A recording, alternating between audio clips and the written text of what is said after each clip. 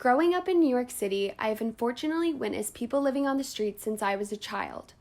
Walking past them, I would always feel extremely empathic and filled with sorrow, which would continuously lead me to question if I could do anything to help. When asked to think of a local system in my community, the first one that came to mind was poverty, a devastating reality dear to my heart and city.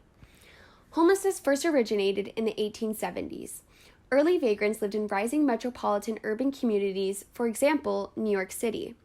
In the 20th century, the Great Depression of the 1930s caused a generous ascent in unemployment rates and related social issues. In the 21st century, the monetary emergency of the late 2000s and the coming about financial crisis and decline has been a significant driving element and benefactor of increasing homelessness rates. Averagely speaking, 8.4 million people are living in New York City. Out of 8.4 million people, roughly 70,000 New Yorkers live on the streets and don't have homes. Picture Coachella.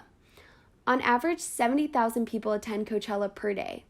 Now imagine all 70,000 fans at the Coachella main stage are dispersed across the city and living on the streets. To understand homelessness as a whole, we must acknowledge the relationships and dynamics that control the system. Unemployment, lack of affordable housing, poverty, and mental health are all interconnected and are an assortment of fundamental financial and social factors that make up the homeless population.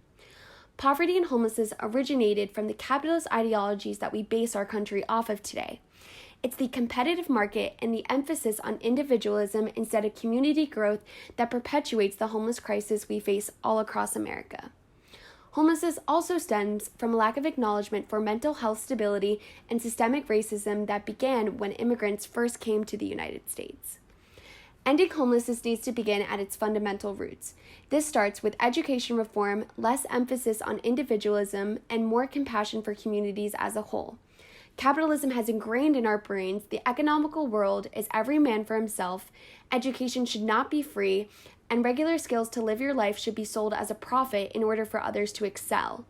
Instead, we need to build career pathways, reduce criminal justice involvement, establish more affordable housing, and make healthcare accessible. Homelessness is an intricate issue that requires a comprehensive solution, but the first step starts within our community and the friends and family we surround ourselves with.